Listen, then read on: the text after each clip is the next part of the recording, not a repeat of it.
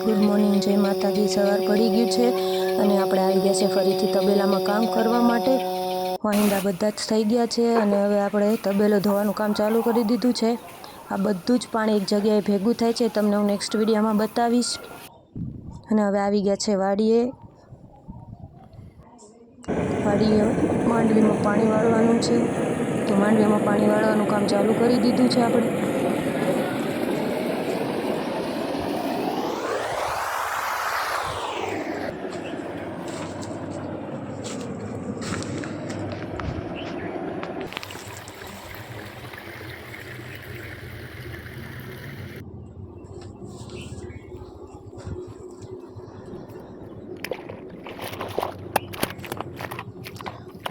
તો આવી રીતે ધીમે ધીમે આ બધી જ માંડવીમાં પાણી વાળી લેવાનું છે આપણે।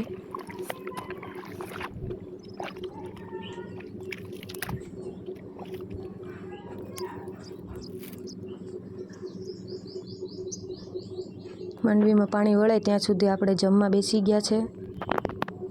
ચાલો બધાય જમવા।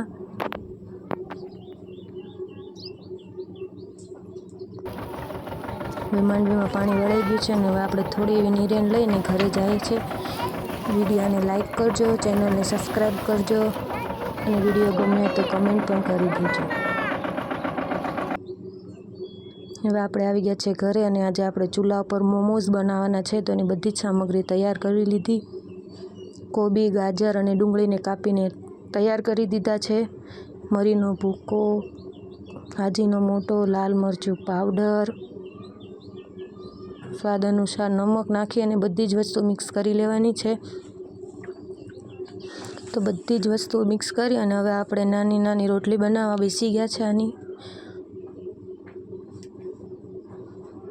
તો નાની રોટલી બની જાય પછી આપણે બધું સ્ટફિંગ આની અંદર ભરીને આવી રીતે પેક કરી લેવાનું છે।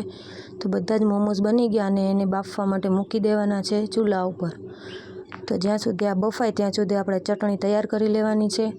ટમેટાં, લસણ અને લાલ મરચુંને બાફવા મૂકી દેવાનું છે। તો આ બધી જ વસ્તુ બફાઈ ગઈ છે અને મિક્સરમાં નાખી અને સારી રીતે મિક્સ કરી લેવાનું છે। અને હવે ચટણીને તડકો આપવા માટે તેલ મૂકી એમાં હિંગ નાખી અને ચટણી નાખી દીધી।